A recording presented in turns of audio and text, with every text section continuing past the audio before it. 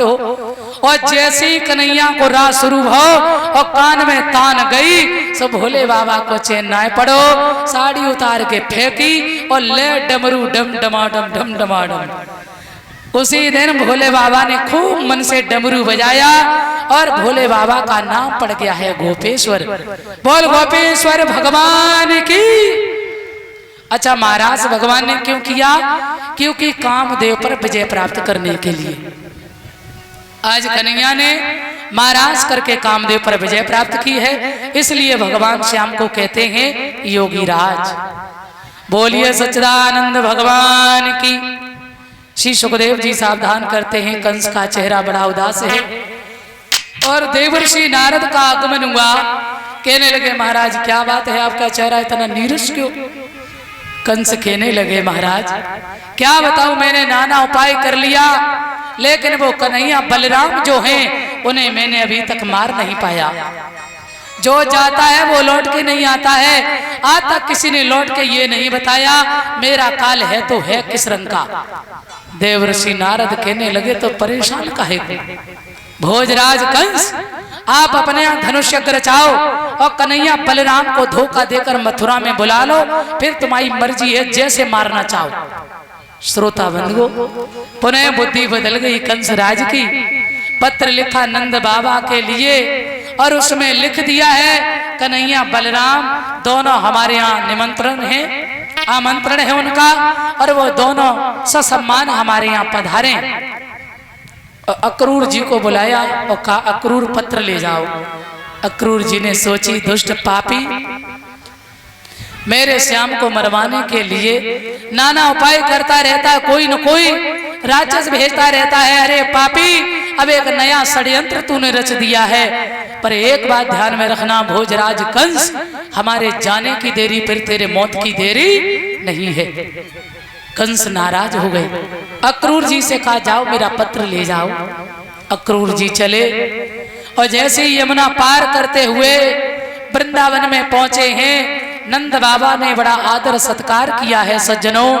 और इधर मेरे बंधुओं भगवान कन्हैया और बलराम गैया चरा के आया, चाचा को प्रणाम किया है, बड़े प्रेम से बैठा लिया और कहिए बड़े दिन के बाद आए हैं आप, मथुरा के हाल क्या है? अक्रूर जी कहने लगे श्याम कुछ मत पूछो, वो पापी कंस आम से बबूल यदि कहता है तो हम लोगों को भी बबूल कहना पड़ता है, इसलिए श्याम चलो उस पापी का उद्धार करो। और नंद बाबा से कहने लगे हैं सुनो, आए पर तुम्हारे भले के लिए नहीं आए। अरे शिव तेरे सिको मामा कंस ने और मेला रे लगवायो,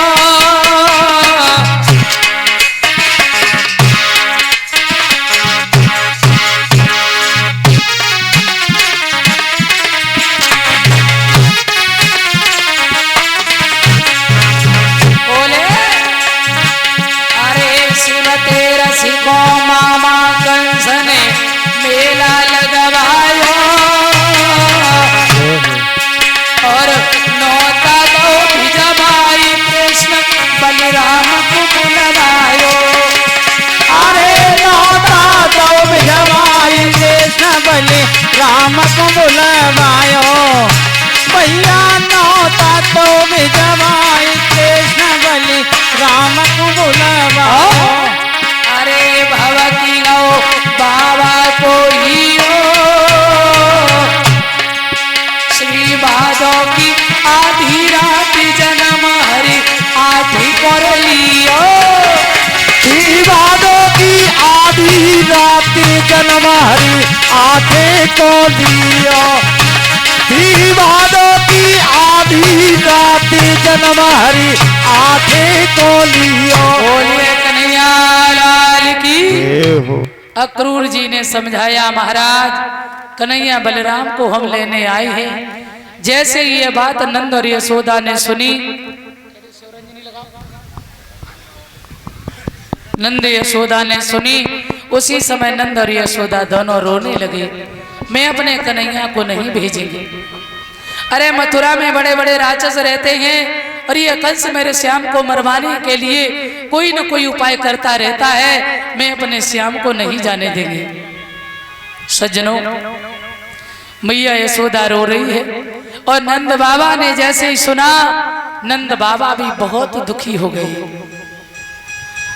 जैसे ही ब्रजवासियों को पता चला है कि भगवान श्याम हमें छोड़ के जा रहे हैं, मेरे सज्जनों, सुखदेव जी कहते हैं राजन, भगवान श्याम अपने जीवन में केवल 3 बार परेशान हुए, 3 बार रोए।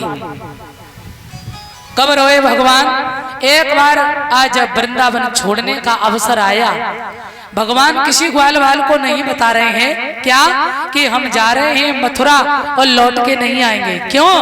भगवान जानते हैं अगर मैंने किसी ग्वाल वाल को बता दिया और उसको पता चल गया कि कन्हैया लौट के नहीं आएगा, तो ये ब्रजवासी हमें इतना चाहते हैं, ये हमारे वियोग में प्राण त्याग देंगे। इसलिए भगवान किसी के सामने नहीं रो रहे, अंदर जाके रोते हैं। बाहर जब निकलते हैं तो कुछ नहीं कहते हैं, ध्यान रखना। सबको सांत्वना बनाते, अरे काहे की चिंता कर रही माँ, मैं कल जाऊंगा, परसों आ जाऊंगा। जैसे ही ब्रजवासी ग्वाल वालों को पता चला कि अक्रूर जी श्याम को लेने आए, ग्वाल वाल कहने लगे मैं अपने कन्हैया को अकेला नहीं जाने देंगे, बाबा हम लोग भी चलेंगे। तो उसी समय नंद बाबा कहने लगे हाँ। सभी ग्वाल वाल सज गए, नंद बाबा के साथ चलने के लिए तैयार हो गए मथुरा। और ध्यान रखना, भगवान आज ब्रज छोड़ा बहुत रोए। और एक बार जब पितामह भीष्म सैया पर पड़े थे, तब भगवान जब मिले तो बहुत रोए। और एक बार द्वारिका में जब सुदामा मित्र से मिले तो बहुत रोए। भगवान कन्हैया ने देखा रात्रि के समय माता यशोदा अपने पलंग पे नहीं है, भगवान खड़े हुए। सारे कक्ष में घूमकर देखा तो यशोदा एक कोने का सहारा लिए फपक फपक के रो रहे। भगवान कहे माँ तुम रो रही हो क्यों? यशोदा मैया कहने लगी श्याम हमें तो आज पता चला है कि तू मेरा बेटा नहीं है। मैं जानती थी कि तू मेरा पुत्र है, पर मुझे आज सच में पता चला है कि तू तो वसुदेव और देवकी का पुत्र है। श्याम मैंने तुझे पुत्र जैसा प्यार किया है, मैं तुम्हारे बिना नहीं रह सकते गोविंद। लेकिन मैंने जब तू बहुत छोटा था तो एक संत ने मुझे बताया था माँ कुछ समय के बाद ये तेरा बेटा जो है बड़ा होनहार है, कुछ समय के बाद में ये राजा बनेगा, राजा। श्याम हमें लग रहा है कि वही अवसर आ गया है, लेकिन हमें खुशी इस बात की तुम राजा बनोगे। पर गोविंद एक निवेदन है आपसे मेरा, क्या जब तुम राजा बनोगे, राजा लोगों को अपने महल में पहरेदारों की जरूरत होती है। हे गोविंद तुम राजा बन जाओ ना, तो जब बूढ़ी मैया तुम्हारे दर्शन के बिना नहीं रह सकती है श्याम। जब बूढ़ी मैया और बूढ़े बाबा को पहरेदार के रूप में अपने दरबार में रख लेना, कम से कम आते जाते अपने लाला को दर्शन करते रहेंगे। श्याम तुम्हारे बिना मैं नहीं रह सकते हैं गोविंद। भगवान कन्हैया ने मुंह पर हाथ रख दिया, माँ कैसी बात कर रही हो? अरे तूने इतना प्रेम दिया माँ, तेरे जैसी ममता कौन दे सकता है? मैं एक नहीं 1000 जन्म लेकर आऊं फिर भी तुम्हारे ऋण से मुक्त नहीं होगे माँ, तुम धन्य हो। यशोदा को चुप करा रहे हैं भगवान, सांत्वना दे रहे हैं। सुबह हुआ, मैया यशोदा से कहने लगे माँ तैयार करो। अरे कब तक घर में छुप कर बैठ कर रहेंगे? अरे कभी तो बाहर निकलेंगे माँ, काहे परेशान हो? हम जा रहे आज और कल के बाद परसों लौट के आ जाएंगे। मैया यशोदा तैयार भी करती जा रही, माखन मिश्री खिलाती जा रही और कहने लगी लाला बूढ़ी माँ को भूल मत जाना गोविंद, जल्दी लौट के आना श्याम। मेरे बंधुओं अपना हृदय पत्थर का नहीं कर सकी वो माँ। माँ की ममता बड़ी विलक्षण होती है। श्याम को नाना भांत से माखन मिश्री खिला रही, तैयार कर रही, दुलार करती जा रही और बार बार श्याम के मुख को निहारती है। और इधर अक्रूर जी आए, अक्रूर जी कहने लगे जल्दी चलो श्याम, भगवान रथ में बैठने चले तो उसी समय ब्रज की सखियां राधा, ललता, विशाखा, इन प्रेम की हिरणियों को जब पता चला है कि मेरे श्याम मुझे छोड़ के जा रहे हैं, तो कहने लगी श्याम, ये आपने सोच कैसे लिया कि मैं तुम्हें जाने देंगे? कहाँ चल दिए? चोरी चोरा चल दिए, मेरा चोर निकले।